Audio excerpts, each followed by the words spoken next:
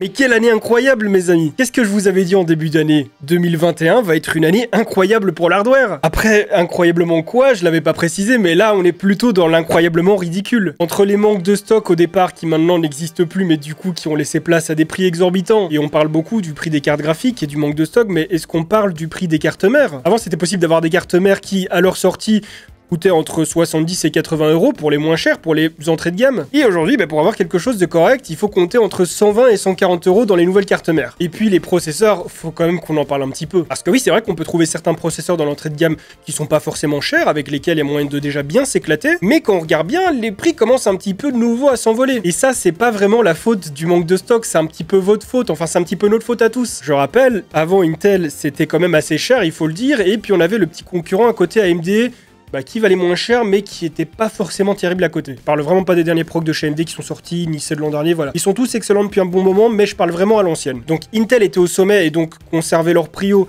et AMD était à côté, on s'en foutait un petit peu de leur prix, on va dire. Et puis AMD ont commencé à monter petit à petit en même temps, jusqu'à atteindre le niveau d'Intel. Et durant cette période transitoire, donc du plus bas au sommet, il y a une période où AMD ont fait des choses très bien pour vraiment pas cher, ce qui a forcé un petit peu Intel à redescendre au niveau des prix. Et puis AMD, ils ont commencé à monter en gamme, en performance, en tout ce que vous voulez, et évidemment en prix. Ça veut dire qu'à l'heure actuelle, Intel et AMD sont plus ou moins alignés au niveau des prix. Et c'est justement ça le problème. C'est qu'aujourd'hui, les deux sont très performants et se vendent, et plus ou moins au même prip. Et donc, finalement, on se retrouve avec des processeurs qui sont chers et qui vont pas beaucoup redescendre. Ils vont toujours essayer d'un petit peu être en dessous l'un de l'autre. Si c'est plus intéressant d'avoir 50 € au moins sur un produit, forcément avec les mêmes performances, les gens vont se diriger sur ce produit. Donc il y aura toujours ce petit jeu de, on essaye de se placer un petit peu en dessous de l'autre, mais il y aura quand même des prix assez élevés. Et je pense qu'ils vont le rester pendant un moment. Après voilà, je ne suis pas devin, je ne suis pas l'oracle, mais c'est ce que je pense qui va arriver. On peut tout à fait s'attendre à ce que ça redescende plus comme avant. Donc je fais pas cette vidéo pour faire du drama, pour dénoncer, pour pleurnicher. Peut-être que vous êtes en train de vous dire ah ça y est, la drama queen est de retour, mais c'est pas le but de cette vidéo. Je vous expose un petit peu les diverses problématiques, même s'il y en a beaucoup plus que ça. J'en vois beaucoup dans les commentaires et ça me fait vraiment beaucoup de peine qui me disent où est-ce que je peux trouver tel composant? Où est-ce qu'on peut avoir des cartes graphiques? Quand penses-tu que les prix vont redescendre? Est-ce que ce sera pour 2021? Est-ce que ce sera pour 2022? Sachez que même moi, j'ai pas la réponse et je pense que personne n'a réellement la réponse, même pas les marques, mais je pense qu'on en a encore au moins pour 2022-2023. Et en attendant, le problème, c'est qu'il y a des gens qui veulent se faire un PC, mais qui ne peuvent pas à cause du budget. Je vous le dis, à l'heure actuelle, si vous voulez un PC neuf, un vrai PC monté toute pièce, vous en avez pour minimum 1000 balles. Et ça sert à rien de me linker la vidéo de Jean-Baptiste Chaud qui a fait comment monter son PC pour 2021 pour 500 ou 600 € je crois, parce que la vidéo est très bien, hein, mais elle est sortie fin d'année 2020. Et fin d'année 2020, même s'il y avait des signes avant-coureurs, on n'était pas encore dans la situation actuelle. Donc là, tout ça aujourd'hui, c'est plus possible. Dites-vous que ça fait quelques semaines, voire quelques mois que j'essaye de trouver les éléments pour pouvoir vous faire une vidéo. Comment monter son PC à moins de 800 ou 700 €, quelque chose comme ça. Et en vrai, j'étais bien parti avec du matos que j'ai ici.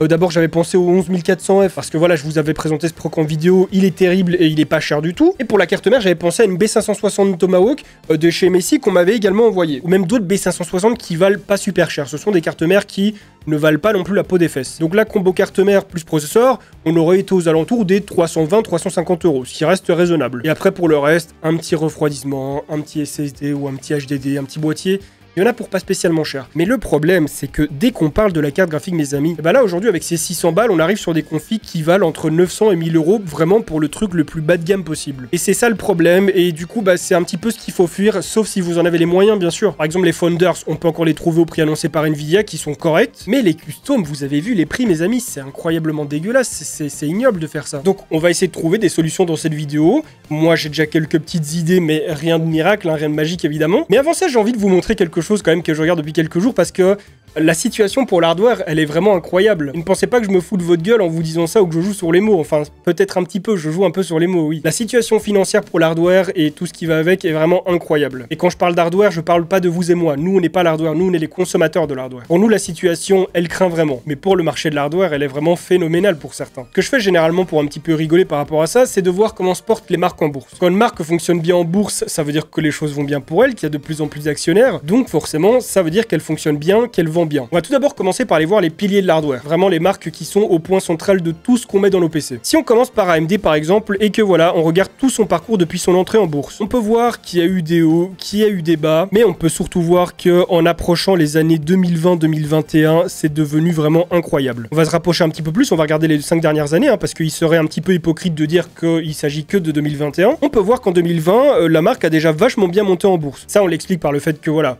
il y a eu la série 5000 pour les cartes graphiques, la série 3000 pour les processeurs qui étaient excellentes, et puis là récemment, les nouveaux processeurs, les nouvelles cartes graphiques, ça a tout fait exploser. Mais bon, bah, ce qu'on peut voir, c'est que ça fonctionne quand même encore très très bien, même s'il y a une petite rechute, probablement due à des manques de stock ou autre, on peut voir que ça fonctionne quand même très très très bien. On va aller regarder du côté de la concurrence, évidemment, hein. On peut pas aller voir l'un sans l'autre. Là, même chose, même schéma, on peut voir que c'est assez plat pendant quelques années, puis voilà, courant 2017, quand l'hardware a vraiment explosé, je veux dire une chose, c'est que même nos chaînes, à nous, youtubeurs hardware d'aujourd'hui, francophones, nos chaînes sont montées à ce moment-là. C'est pas une coïncidence, c'est pas nos chaînes qui ont fait monter le marché de l'hardware, c'est juste que le marché de l'hardware s'est développé de fou à ce moment-là, et du coup, il y a eu de plus en plus de consommateurs qui sont venus voir nos vidéos. Et là, bah, on peut voir que voilà, ça fait des montagnes russes, mais globalement, ça reste très très très très haut. Et puis, bah, si on va voir, voilà, bah, on peut s'apercevoir que l'année 2021, elle a été plutôt stonks pour eux, hein. Déjà en 2020, ça a bien commencé, mais là, il y en a d'autres aussi, hein. Je veux dire, bon, eux, ça fait déjà quelques années qu'ils sont dans le bien, mais là, après Amazon, c'est Amazon, hein. Il n'y a pas que l'hardware dedans, donc voilà, je peux pas le prendre en compte, mais c'est pour vous dire que aujourd'hui, même avec des pénuries, de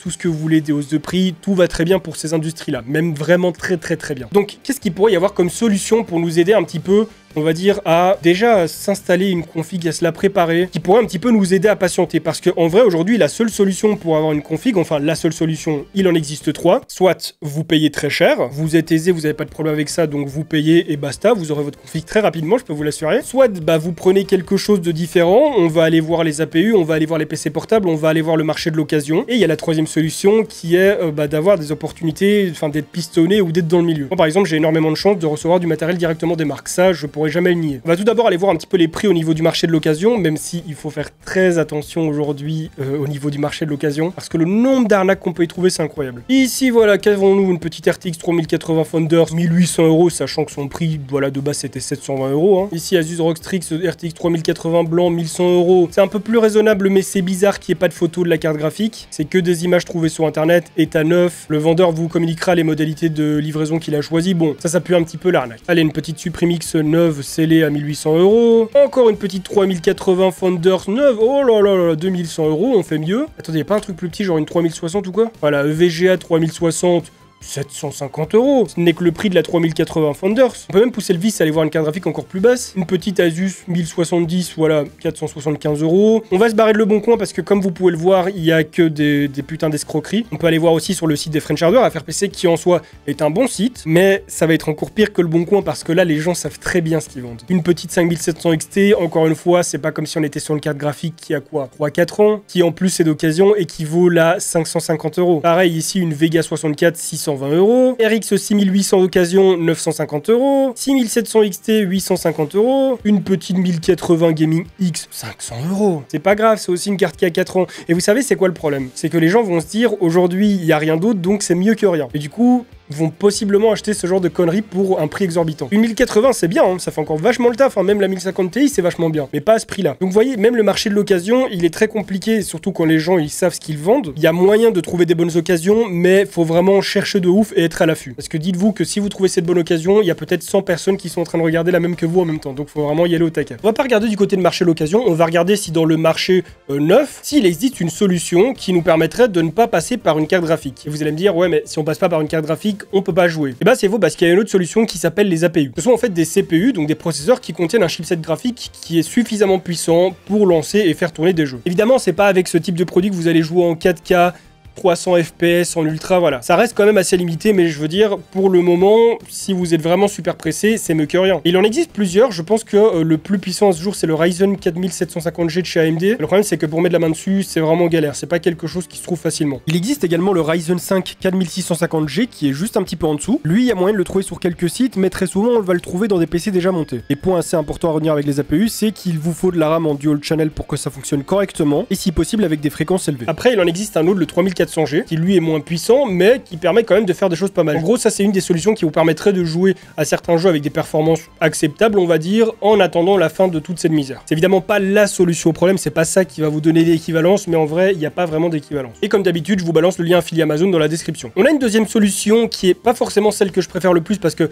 c'est un service qui est intéressant, mais auquel je n'accorde pas totalement ma confiance et qui pour moi n'est pas aussi satisfaisant que d'avoir son propre PC dans son coin sans savoir qu'il y a quelqu'un qui pourrait très bien y accéder, c'est le cloud gaming, donc le fait de jouer sur un serveur, le fait de jouer en cloud, soit en passant par GeForce Now de Nvidia ou alors par Shadow PC. Par contre, précision très importante, je pense que c'est OVH qui ont racheté Shadow il n'y a pas très longtemps et que par conséquent une hausse des prix a été annoncée. Donc les prix des services Shadow vont encore augmenter. Donc le cloud gaming c'est une solution, mais selon moi c'est pas la meilleure. Il existe une autre solution que je ne pensais pas recommander jusqu'il y a encore quelques mois, c'est les PC déjà montés. Après là c'est un très grand débat, hein, parce que ça va dépendre de la marque, ça va dépendre de plein de choses. Bon, il y a certaines marques qui sont mieux que d'autres. Moi par exemple j'ai pas mal bossé avec Alienware parce que j'adore ce qu'ils font, je trouve ça ultra clean. Mais il y en a d'autres pour les PC fixes comme HP Omen que je valide pas du tout. Autant les PC portables Omen sont cool, autant les PC fixes j'aime pas du tout. Pareil pour tout ce qui est Megaport et tout, on peut oublier. Encore une fois c'est quelque chose qui est compliqué, mais en cherchant bien il y a moyen de trouver des références. Là j'ai pas forcément de références en tête, mais je vais essayer d'en trouver quelques-unes que je vous mettrai en description. Là ce sera pas forcément des liens Amazon, hein, ce sera peut-être d'autres liens sur les sites officiels, je sais pas, la Fnac ou quoi, j'en ai aucune idée. Mais du coup quelques petites références de PC fixes déjà montés, qui pourraient être bien, qui ont peut-être un rapport qualité-prix qui n'est pas complètement éclaté. Et alors il y a une troisième solution qui est les PC portables. Là encore une fois, bon, les PC portables actuellement ils sont équipés de RTX 2000, de RTX 3000, vous avez du Intel, vous avez du AMD, bon il y a un petit peu de tout. Et là c'est pareil que pour les PC fixes, c'est qu'il y en a qui abusent beaucoup trop au niveau des prix, qui sont beaucoup trop chers. Encore une fois il y a moyen de trouver des bonnes solutions. Par exemple en janvier j'avais présenté un PC Omen qui coûtait genre 1500 €. Dedans il y avait une 2060, il y avait un i7 et tout, enfin il était vraiment bien. Donc là encore une fois je vais faire un travail de recherche pour essayer de trouver des PC qui soient abordables, qui soient intéressants. Pareil, je vous balance tout en description. Et il faut savoir que même si le PC portable c'est un peu cher, ça inclut quand même quelques dépenses au moins sur le côté. Vous devez pas acheter d'écran, vous devez pas acheter de clavier. Bon, la souris vaut mieux l'acheter. Comme pour les PC déjà montés, il y a la garantie, il y a le fait que Windows soit déjà installé dessus. Et bon, l'avantage avec ça, c'est que une fois qu'il sera là, vous aurez pas besoin d'en reprendre un après la pénurie. Je veux dire, vous aurez pas à vous remonter un PC fixe. Après, bon, moi je suis quelqu'un par exemple qui aime avoir son PC fixe. Donc c'est sûr, ça me fait un petit peu chier de prendre un PC portable à la place d'un PC fixe. Mais je pense qu'il y a des gens que ça ne dérangerait pas et d'autres qui sont pas forcément au courant qu'aujourd'hui les PC portables ils sont vraiment très balèzes pour la plupart. Faut juste éviter certaines choses pour qu'ils surchauffent pas. Bref, cette vidéo pour certains elle va peut-être avoir aucun sens parce qu'ils vont se dire mais pourquoi il nous recommande du matériel qu'il a jamais trop recommandé en fait. Pourquoi on devrait se contenter de prendre moins bien et tout. Alors, je peux totalement vous comprendre. Je parle vraiment pour ceux qui sont vraiment dans l'impatience totale. Parce que cette question, je la reçois tous les jours. Quand va s'arrêter la pénurie? Quand on va voir les cartes graphiques? Quand il y aura des prix normaux? Et le problème avec ça, c'est que je sais que certains pourraient très bien attendre quelques mois, pourquoi pas un an. Mais vous imaginez devoir attendre 2 ans ou 3 ans avant d'avoir votre PC? Mais j'essaye quand même de réfléchir un petit peu à voir s'il n'y aurait pas une solution pour les gens qui veulent se faire un PC maintenant, parce que j'en vois beaucoup trop qui sont dans l'attente, qui sont dans l'impatience totale. Cette situation, elle est causée par beaucoup de choses. Certes, il y a le problème des mineurs, mais je peux vous dire que c'est pas ça tout le centre du problème. Il y a vraiment une histoire de malhonnêteté, que ce soit au niveau de certaines marques, de certains fournisseurs, de certaines boutiques. Voilà, moi tout ce que j'ai fait dans cette vidéo, c'est essayer de vous donner des solutions. Soit vous les prenez, soit vous vous en foutez, libre à vous. Si vous êtes patient, vous pouvez vous permettre de patienter 1 an, 2 ans, 3 ans, peut-être pas 3 ans, j'exagère un petit peu. Mais si vraiment il vous faut un PC pour une raison ou l'autre, que ce soit pro, perso ou quoi, pour le divertissement, pour le boulot, j'essaye de vous donner des solutions. J'essaierai de me concerter avec d'autres gars de l'hardware, d'autres youtubeurs hardware, pour voir un petit peu si eux ont des idées pour trouver des solutions. Parce que peut-être qu'il y a des choses auxquelles moi je n'ai pas pensé, que je vous ai pas donné dans cette vidéo. Mais du coup, je verrai avec eux s'ils n'ont pas d'autres solutions pour essayer d'arranger un petit peu le problème. En attendant, si cette vidéo vous a plu, je vous invite à la liker et à la partager pour me soutenir, à vous abonner à ma chaîne YouTube sans oublier de cliquer sur la petite cloche pour recevoir des notifications lorsque je vais sortir de nouvelles vidéos, à me follow sur mes réseaux Twitter, Instagram, Twitch et à regarder des vidéos qui s'affichent actuellement à l'écran. Et sur ce, on se retrouve très bientôt pour une nouvelle vidéo. En attendant, portez-vous bien. Bye les gens.